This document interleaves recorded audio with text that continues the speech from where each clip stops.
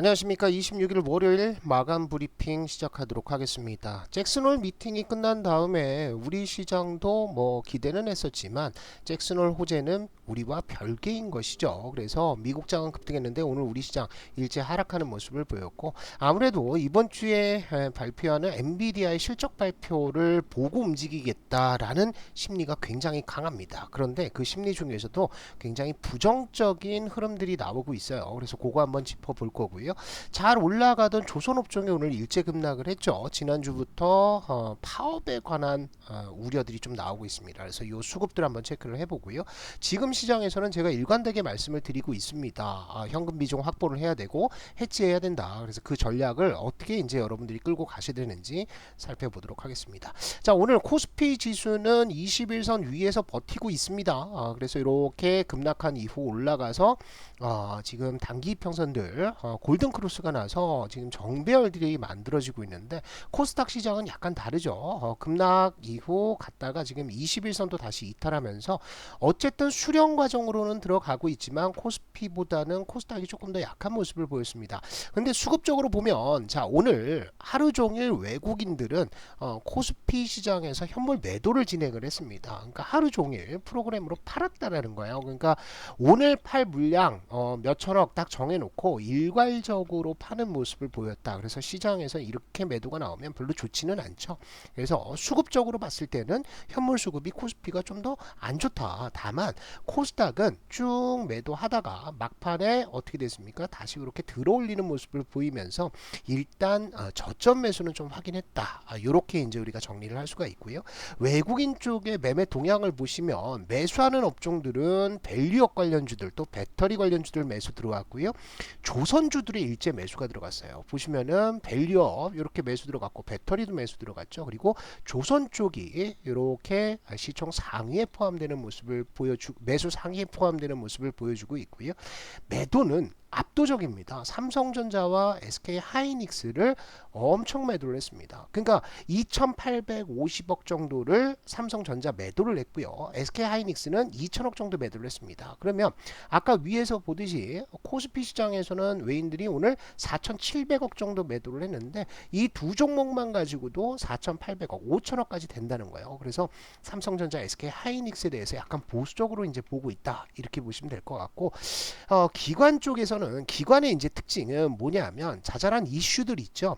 그래서 단기 재료가 나오면 단기적으로 아주 발작적으로 반응을 합니다. 그죠? 그래서 일제 매수가 들어왔다, 일제 매도가 나갔다가 이런 모습을 보여주는데, 오늘 매수한 업종들 보시면 삼성전자 매수를 했는데 이건 별로 의미가 없어요. 외국인들이 때리는 물량을 받아주는 정도다라고 보시면 될 것 같고, 밸류 업종 매수가 됐고요. 그 다음에 경기 방어주 쪽으로 매수를 합니다. 한국전력에 오늘 한국전력이 4% 급등을 했어요. 그리고 유한양행은 제약 업종인데 제약주도 약간 경기 방어주적인 성격을 좀 가지고 있죠. 그래서 이런 쪽으로 매수가 들어갔고, 매도한 쪽 보면 압도적입니다. 현대 미포조선 팔았고요. 현대 중공업 팔았습니다. 삼성 중공업 팔았고요. 그러니까 조선 쪽은 아주 그냥 들어붙는 모습을 보여줬어요. 이게 왜 그러냐 하면 이따가도 보겠지만 이제 파업 얘기가 자꾸 나오니까 단기 이슈에 지금 반응해서 매도하는 모습을 보였다. 이렇게 보시고요.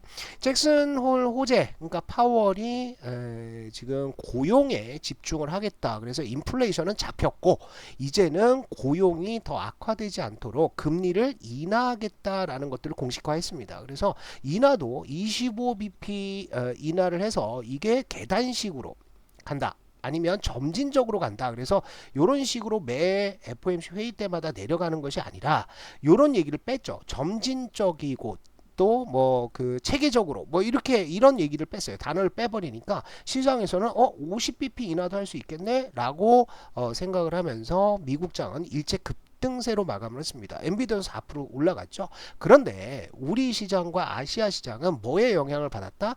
엔화 강세에 영향을 받았습니다. 엔화가 143엔대까지 내려왔어요. 지난번에 8월 5일날 발작났을 때가 141엔대였거든요. 그래서 이 부근으로 지금 가면서 약간 경계감들이 좀 나오고 있는 모습입니다. 그래서 아시아 증시는 니케이 지수도 1% 정도 하락했고 토픽스 지수도 1% 내외 하락을 했습니다. 물론 장 초반에 쭉 빠졌다가 조금 일부 반등을 하기는 했지만 큰 의미가 없었다. 그리고 우리 시장도 역시나 엔화 강세 영향권에서 아직 벗어나지 못했다. 이렇게 보시면 될 것 같아요. 적극적인 매수가 안 들어온 것들, 외인들이 오늘 현물 매도를 한 것들은 이번 주에 주요 지표들과 실적들이 발표가 됩니다. 부담감들이 좀 있겠죠. 그래서 보시면 오늘 저녁에는 미국의 내구재 주문이 발표가 돼요. 내구재 주문이라는 것은 통상적으로 3년, 5년 정도 쓸 수 있는 제품들을 얘기를 하는 거죠. 가전도 될 거고요. 그죠? 자동차도 될 거고. 그 다음에 뭐 가구 같은 것들도 될 거예요. 이런 것들 또 이제 뭐 산업재 쪽으로 넘어가면 이제 항공기 이런 주문이죠. 이런 주문들은 경기가 안 좋아지면 내구재 주문이 훅 빠져버립니다. 왜? 3년에서 5년 정도 쓸 수 있다면 자동차 같은 경우에도 그냥 고쳐서 더 타면 되거든요. 그죠? 스마트폰 같은 경우에도 고쳐서 1, 2년 더 써도 문제가 없습니다. 그래서 요 내구재 주문이 확 줄었느냐 이거를 이제 한번 보고 싶어 하는 것 같고요. 27일 화요일에는 소비자 신뢰 지수가 발표됩니다. 미국은 소비가 70%죠. 그래서 소비 굉장히 중요하기 때문에 이 소비가 꺾였느냐 안 꺾였느냐 요거를 이제 한번 보고 싶어 할 거고요. 제일 중요한 게 이겁니다. 엔비디아의 실적 발표가 있어요. 28일 날 실적 발표인데 요거는 미국 시장 기준으로 28일 장 마감 이후니까 우리 시간으로는 29일 새벽이 되겠습니다. 새벽 한 5시 좀 넘어서 발표가 되겠죠. 그래서 요 실적에서 논란이 좀 나오고 있어요. 어떤 논란이 나오고 있느냐 이런 겁니다. 엔비디아의 매출하고 그죠? 영업이익은 계속 올라갈 거야. 올라가는데 이 증가율 있죠. 이 기울기 그죠? 이 기울기가 점점 둔화가 된다. 그렇다면 매출이 피크에 들어가는 거 아니냐 이런 논란들이 있어요. 그게 이제 블랙웰의 그 생산이 좀 지연되면서 나왔던 논란들이죠. 그래서 지금 전체적인 분위기는 자꾸 좀 안 좋은 쪽으로 부정적인 쪽으로 기울고 있어요. 그리고 옵션들을 보시면은 실적 발표하고 상방으로도 한 9%에서 10% 정도 움직일 수 있게 배팅이 들어와 있고요. 하방으로도 한 9%에서 10% 빠질 수 있게 배팅이 들어와 있습니다. 그러니까 굉장히 극단적인 배팅들이 들어와 있는 상태라는 거죠. 그래서 어찌됐든 엔비디아의 실적을 한번 보고 움직이겠다. 그런데 우리 시장에서 삼성전자와 삼성과 SK 하이닉스에 대해서 오늘 집중적인 매도가 있었죠. 삼전은 2,800억 정도. 그 다음에 닉스도 2천억 정도 매도가 나왔습니다. 이렇다는 것은 외인들 쪽에서도 삼성과 닉스를 파는 것을 보니 엔비디아 실적 나오고 이게 이제 피크 논란이 나오면서 엔비디아가 빠지는 거 아니냐 이런 것들을 좀 대비하고 있다. 그리고 AI 버블론이 다시 스물스물 올라오는 중에 있습니다. 그래서 우리가 이거를 한번 지나가긴 지나가야 돼요. 그죠? 그래서 저도 이게 상방인지 하방인지 예측을 못 하겠습니다. 그죠? 시장의 심리에 따라서 움직일 건데 지금은 심리가 그렇게 좋지는 않다. 이렇게 보시고요. 자, 그리고 30일 날에는 한국의 산업 생산이 발표가 됩니다. 소매 판매도 발표가 되는데 안 좋겠죠. 소매 쪽은 TMF 그죠? 요 사태 때문에 지금 1조 3천억 정도의 손실이 발생했다고 그러잖아요. 그러니까 이만큼의 소비 여력들 그죠? 돈이 여기서 돌아야 되는데 이 돈들이 없어진 거야. 그래서 좋지는 않을 거다. 그죠? 그리고 미국의 PCE 지표가 나오는데 PCE는 사실 뭐 큰 변동은 없을 거예요. 왜냐하면 PCE 지표의 물가 지표, PCE 물가 지표의 대부분은 CPI에서 나오고요. 또 PPI에서 나옵니다. 그래서 대충 예상치하고 비슷하게 나올 거예요. 그래서 이거는 큰 걱정이 없어요. 큰 걱정이 없는데 요런 엔비디아의 실적 또 소비 그 다음에 내구재 주문 이런 것들을 좀 보고 움직이려고 하기 때문에 외인들도 상당히 보수적으로 움직이고 있다. 이렇게 보시면 될 것 같아요. 자, 최근 들어서 조선주에 대해서 관심도 많고 지금 뭐 반도체를 이을 뭐 슈퍼 호황이 들어갔기 때문에 새로운 주도 업종이다 이런 얘기가 나오고 있는데 지난주 목요일부터 시작해서 별로 분위기는 좋지가 않습니다. 그 이유는 본격적인 하투 그러니까 이제 지금 임금 협상 이런 것들이 이제 시작이 되면서 파업이 예고가 되고 있습니다. 그런데 우리가 이제 파업 같은 경우에는 현대차 그 다음에 기아 이쪽의 파업을 보면 지금 여기에서 4시간 부분 파업을 하고 7시간 총 파업을 하고 그죠? 연대 파업을 하고 이런 것들이 그렇게 파괴적이지는 않습니다. 그리고 임단협에서 임단협 노조가 요구하는 것들도 이게 사실은 받아들여져야 되는 부분 중에 하나예요. 왜냐하면 2000년대 초중반에 폭발적인 성장을 했다가 이제 완전 수주 절벽기로 들어갔고, 그죠? 코로나 때 이후로 이제 다시 조선업종이 살기 시작하는데, 조선 쪽에는 임금 인상이 거의 없었습니다. 그래서 저는 임단협 그저 저 노조에서 요구하는 것들 충분히 그럴만해요. 그런데 이제 이런 것들이 나오면서 기관들은 상당히 발작적으로 이제 반응을 합니다. 그래서 매도를 하고 그랬는데, 오늘 수급적으로 보면은 자 보세요. 기관들은 한국조선해양 지난주 목요일부터 파업 얘기 나오면서 팔았죠. 그죠? 근데 외국인들은 매수를 했습니다. 그죠? 하나오션도 팔았습니다. 갖다가 부어버렸죠. 그런데 하나오션 외인들 매수를 했고요. 현대 미포조선도 매도가 나왔는데 그 물량 대부분이 외인들 쪽으로 넘어갔고요. HD 현대중공업도 역시나 매도 나온 거 외인들 쪽으로 들어갔다. 그래서 외인들은 지금 반도체에서 이렇게 조선 쪽으로 슬슬 포트를 옮기고 있는 상황이다. 그래서 조선업종 같은 경우에는 끝났다라고 생각하지 마시고요. 천천히 기관들의 이 발작적인 매도가 좀 잦아드는 것들을 한번 기다려 주시면 좋을 것 같습니다. 자, 지금 시장 여러분들 제가 지난주부터 시작해서 계속 조심해라 라고 말씀을 드리고 있어요. 그리고 현금 비중 갖고 가야 된다 이렇게 이제 강조를 드리고 있는데, 그거는 제가 8월달 초부터 시작해서 급락 나오고 나서 이거를 보여드리죠.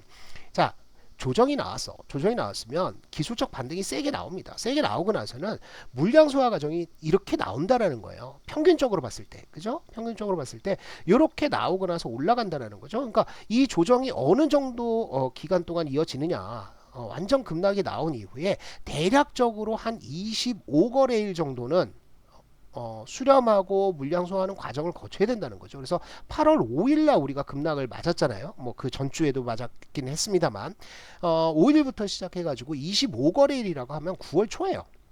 그죠? 9월 초. 그러니까 엔비디아 실적도 봐야 되고요. 그죠? 그 다음에 9월달 가야 이게 상승 쪽으로 방향을 잡을지 아니면 여기까지 나와서 쌍바닥을 확인할지 이 방향성이 결정이 된다고요. 그러니까 지금은 무리할 필요가 없다라는 거예요.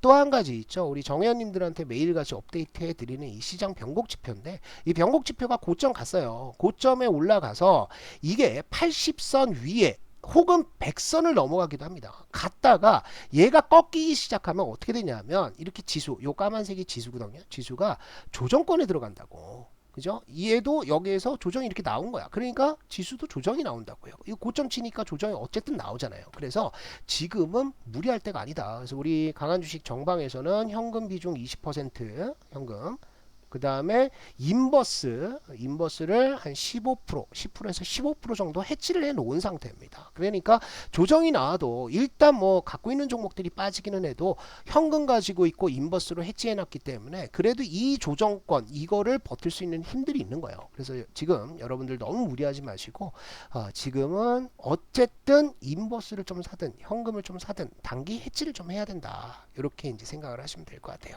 그래서 우리 강한 주식연구소에서는 이렇게 텔레그램 있습니다. 그죠? 텔레그램에서 여러분들께 계속 종목에 대한 얘기들을 하고 있어요. 그래서 종목 뭐 이제 급등하는 종목들 말씀을 드리는데, 오늘도 그런 종목들 나왔죠. 그죠? 세니젠이라는 종목도 아침에 제가 뭐 시작하기 전에 이렇게 말씀드린 이후에 세니젠 오늘 급등 나왔잖아요. 그죠? 그리고 브릿지바이오도 이렇게 급등이 나왔고, 그리고 다음 주에 한번 봐야 될 종목들도 제가 이렇게 말씀을 드립니다. 그죠? 그래서 이렇게 종목들 받아가시면 되고, 또 한 가지는 우리 무료방에서도 시장 조정 구간 말씀을 드리고 있어요. 지난주에도 얘기를 했거든요. 그래서 미국이랑 다른 시계열로 움직이고 있고, 제가 여러분들 무리하지 마시라고 정방은 현금 20%, 인버스 15% 들고 해지 중이다. 여러분들도 무리하지 마셔라. 그러니까 단타를 쳐도 단타를 막 적극적으로 칠 때가 있고, 적극적이지 않고 그냥 좀 살살 연습 삼아 칠 때가 있고 그렇다라는 거예요. 그러니까 주식 시장에서는 발 뻗을 때, 구부릴 때를 잘 알아야 됩니다. 지금은 발 뻗을 때가 아니다. 이렇게 보시고 강한 주식과 함께 시장 이제 드라마틱한 터닝 포인트를 한번 기다려 주시면 좋을 것 같습니다. 자, 텔레그램에서 우리 저 정보들 계속 드리고 있으니까 제가 요 텔레그램 주소는 영상 설명란에다가 올려 놓겠습니다. 그리고 강한 주식 연구소 어플도 이제 사용을 해 주시고요. 우리 영상 좋아요, 구독 눌러 주시면 감사하겠습니다. 내일 뵙겠습니다.